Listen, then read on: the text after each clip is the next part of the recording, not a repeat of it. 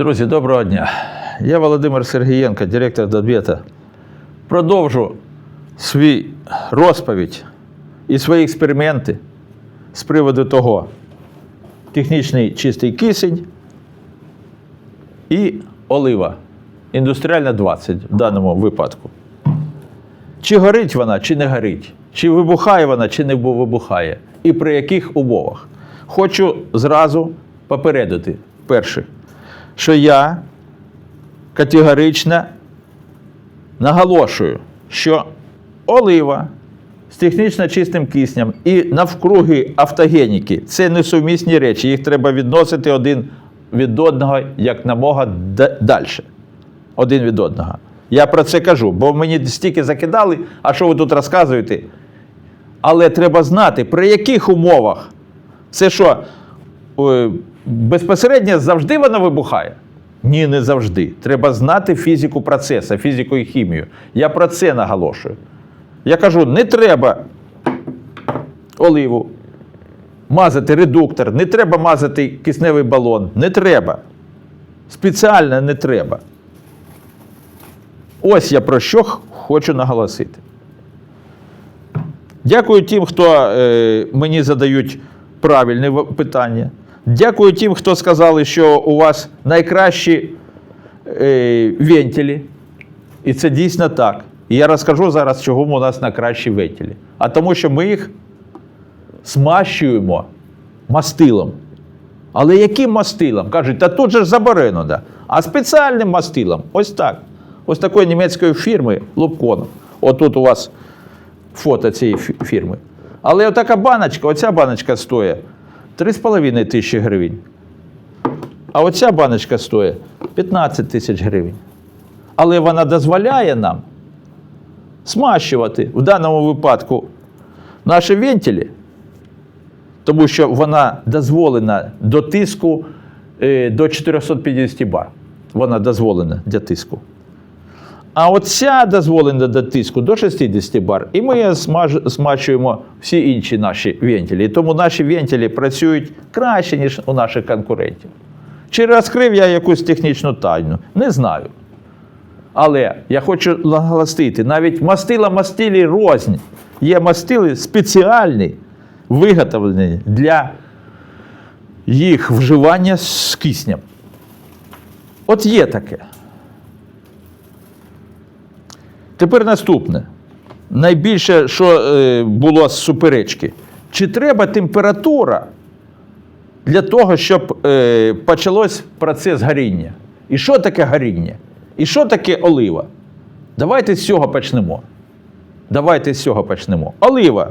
Ось тут я виписував. Що таке олива? Хімічна формула оливи не є однаковою, оскільки це складна суміш, переважно з вуглеводнів. Вуглеводні, тобто це С і H. Вуглеводні. Взагалі. Ну я знаю, що коли олива з чистим киснем з'єднується процес горіння, то я точно знаю, що виходить. А виходить ось. Це реакція з киснем, що утворює вуглекислий газ СО2 та воду H2O. Тобто в результаті горіння, як і пропану і бутану, утворюється вуглекислий газ та вода H2O. Запам'ятали. А тепер ще. А які треба умови для того, щоб почався процес горіння? І отут третя моя папірець мій.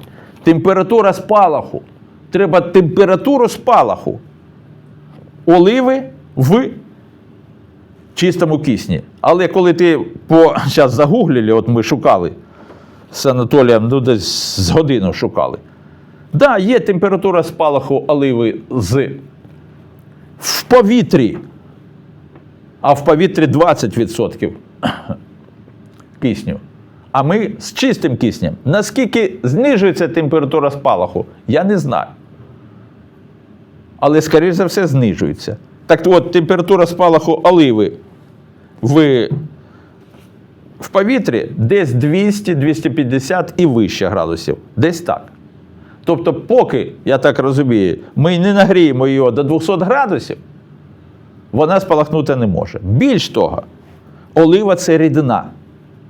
Рідина загорітися не може. Я вам хочу про це сказати. Може, ви цього не знали. Загораються лише пари рідини. Її треба спочатку випаровувати. І ось пари рідини, вони отак літають. І їх може тоді ухватити молекула кисню і створити, їх розбивають, групу CH розбивають, розривають і створюють СО2 з H2O. Оце хімічна реакція. Щоб запустити хімічну реакцію, обов'язково треба температура спалаху. При якій температурі спалахує олива, я не знайшов. Але я точно знаю, чому я кажу, що відкривати вентиль треба повільно. Тому що я знаю наступне. Відкриваєш різко вентиль, рукою так тюк, іде удар, швидке наростання тиску, а я знаю, що швидке наростання тиску йде з наростанням температури. І ось тут температура піднімається. І у вас тоді чистий кисень, піднята температура, до якої? Не знаю. 60 градусів підіймається, 100 градусів підіймається. І щось рядом, що може так чи інакше займатися. Це може бути ганчірка, це може бути олива, це може бути мастила. Тому разом їх не треба тримати. І ще може температура, може бути спалах може бути через іскру. А іскра буває від статичного напруги.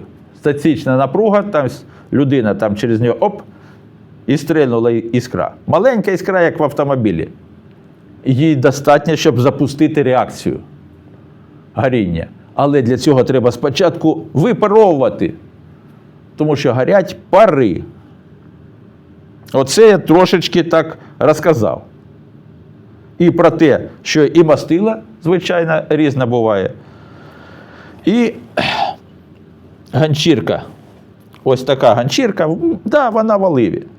Спробуємо продовжити наш експеримент. Мені казали, налий, накапай на ганчірку масла.